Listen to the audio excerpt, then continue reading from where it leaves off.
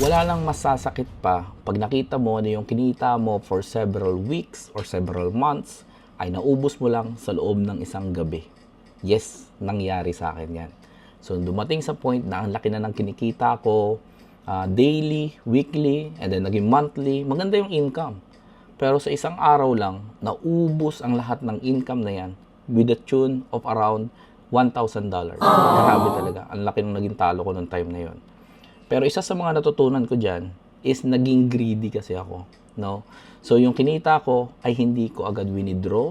Ang ginawa ko, tinasan ko pa yung lot size or yung risk na tinitake ko. And ang nangyari ay yun yung nagbigay sa akin ng mas malaking loss na nasama pa nga pati yung capital ko nung una na sana winidraw ko na. Diba? Pero ang laki nung lesson na natutunan ko doon na sana ikaw din na nanonood nitong video na to ay malaman mo kung ano yung lesson behind it, which is withdraw your profits.